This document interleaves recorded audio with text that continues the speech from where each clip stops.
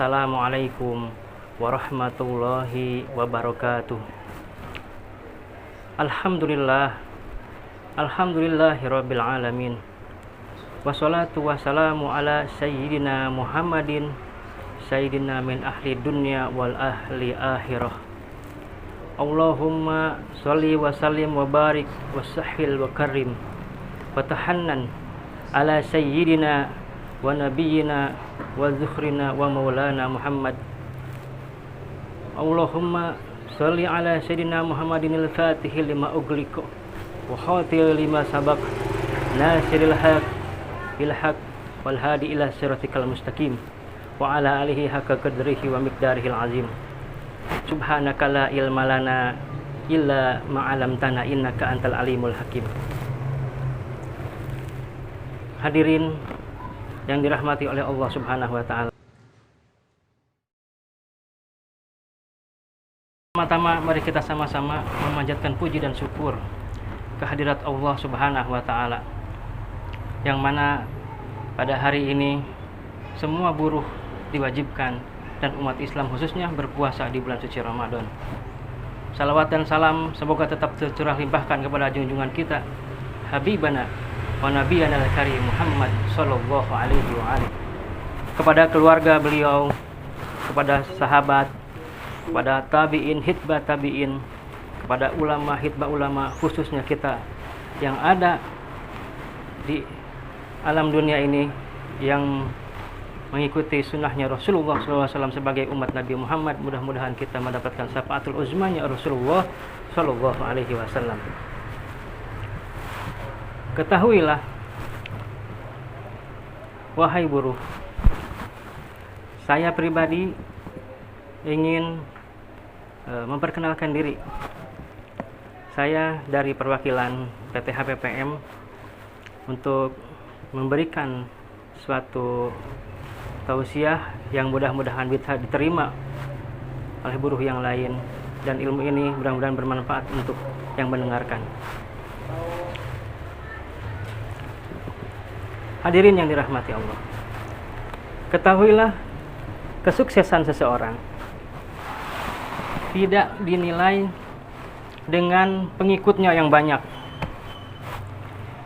Kesuksesan seseorang itu tidak bisa dinilai dengan apa yang dia bangun, dan kesuksesan seseorang tidak bisa dinilai dengan hartanya yang banyak.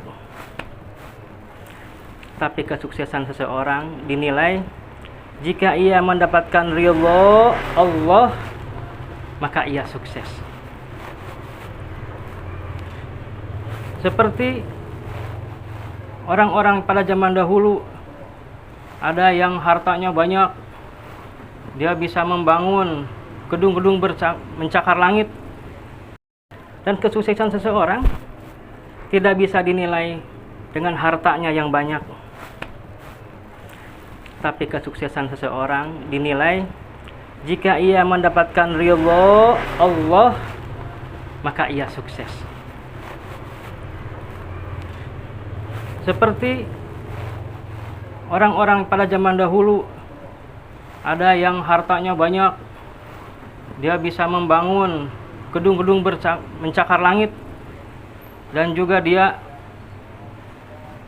mempunyai pengikut yang banyak, seperti Fir'aun. Tapi Allah Ta'ala tidak ridho kepadanya, dan dia sendiri tidak disukseskan oleh Allah Subhanahu wa Ta'ala, maka ia tidak sukses. Ada juga yang hartanya banyak, seperti Qarun, hartanya banyak, tapi Allah Ta'ala tidak ridho, maka ia tidak sukses. Tapi lihat zaman dulu, ada zaman nabi-nabi, ada nabi yang datang yang mempunyai umat 1000. Ada lagi datang nabi yang bawa umatnya cuma 100. Datang lagi nabi bawa umatnya cuma 10. Dan datang lagi nabi bawa umatnya cuma 2. Ada lagi nabi, dia tidak punya umat sama sekali, umatnya semuanya tidak beriman kepadanya. Tapi yang jadi pertanyaan, apakah mereka mendapatkan ridhonya Allah? Apakah dia sukses? Ia adalah termasuk orang yang sukses karena ia mendapatkan ridhonya Allah Subhanahu wa Ta'ala. Karena ridhonya Allah Subhanahu wa taala itu terdapat kepada para nabi-nabi dan juga terdapat pada kedua orang tua kita. Ada satu kisah sahabat Rasulullah Shallallahu Alaihi Wasallam yang bernama Zulbigadain. Zulbigadain ini sahabat Nabi yang hidup di tengah-tengah orang kafir. Jadi dia ini orangnya orang kaya, tapi hidupnya di tengah orang-orang kafir. Ceritanya. Ini Zulbigadain ini setelah dia lama menikmati hidupnya, terasa di dalam dirinya itu, kok saya nggak seperti mereka para sahabat yang lain bersama Nabi Muhammad, bisa sholat bareng, bisa tausiah bareng, bisa ngaji bareng, bisa berzikir bareng bersama Nabi Muhammad Shallallahu Alaihi Wasallam. Akhirnya begitu terketuk pintunya Zulbigadain, gitu kan? Akhirnya dia memutuskan untuk pergi berangkat menemui Rasulullah Shallallahu Alaihi Wasallam yang ada di Madinah. Singkat cerita, begitu Zulbigadain mau pergi keluar dari rumahnya, itu dihadang oleh orang-orang kafir. Dihadang oleh orang kafir. Mau kemana kamu? Saya mau ikut bersama Nabi Muhammad. Oh, kata orang kafir, jika kamu mau ikut bersama Muhammad, kamu tidak boleh membawa perbekalan. Baik, saya tidak ganggu kalian. Saya hidup di sini tidak pernah mengganggu kalian, kata Zulbigadain. Kenapa Anda mengganggu saya? Pokoknya aturannya di sini seperti itu. Kalau kamu ingin ketemu Muhammad, kata orang kafir, kamu tidak boleh membawa perbekalan. Akhirnya perbekalan semuanya dirampas sama orang-orang kafir. Termasuk rumah yang Anda tinggalkan, juga koper baju yang Anda butuhkan nanti, itu tidak boleh dibawa, kata orang kafir.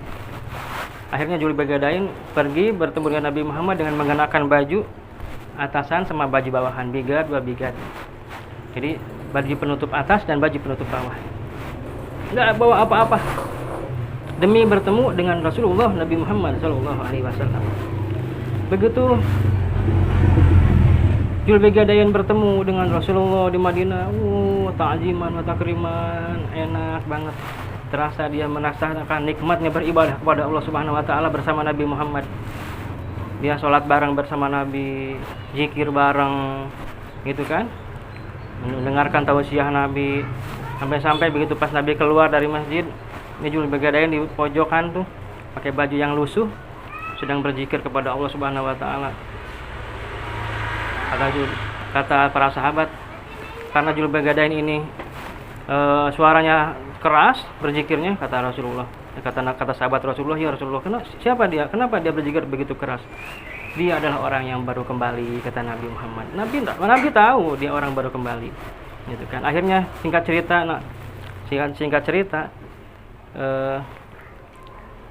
Zulbigadain ini dia ikut berperang bersama Nabi Muhammad Shallallahu Alaihi Wasallam. Dia bertempur melawan musuh-musuhnya. Nah, begitu singkat cerita, dia pulang dari pertempuran, mungkin dia dalam keadaan lelah, badannya sakit dan terjatuh sakit. Di perjalanan dia meninggal, wafat. Innalillahi wa inna ilaihi raji'un. Setelahnya Zulbigadain ini wafat di tengah perjalanan, Rasulullah berkata, ya para sahabat, semua berkumpul, kita mandikan ini jenazah. Dimandikan oleh Nabi. Biasanya nggak dimandikan sama Nabi, paling sama sahabat. Ini dimandikan sama Nabi, sahabat sampai bengong. Rasulullah kok mau mandiin, gitu kan? Dimandiin sama Nabi, dikapanin, diurusin pokoknya sama Nabi semuanya. Sampai sahabat ini cemburu. Coba kalau saya seperti dia, kalau saya meninggal seperti dia, ya Allah, nikmat banget. Dimandiin sama Nabi, disolatin sama Nabi, nikmat banget, ya Allah. Akhirnya begitu sudah beres sama Nabi, dimandiin, disolatin, masuk ke liang lahat. Nabi langsung masuk duluan ke liang lahat, biar saya akan menerima jasadnya nanti di liang lahat. Masya Allah, Zulbigadain. Begitu Zulbigadain masuk, jasadnya ke liang lahat, dimasukkan sama Nabi, disimpan di bawah. Lalu Nabi mengangkat tangannya melihat ke langit. Ya Allah, aku ini ridho kepada dia. Nabi ridho kepada dia, kepada Zulbigadain. Sampai para sahabat nangis, ya Allah, hebat banget ini orang, perjuangannya. Sampai dia diridhoi oleh Nabi Muhammad Shallallahu Alaihi Wasallam di dalam kematiannya. Sampai kematiannya itu istimewa menurut para sahabat.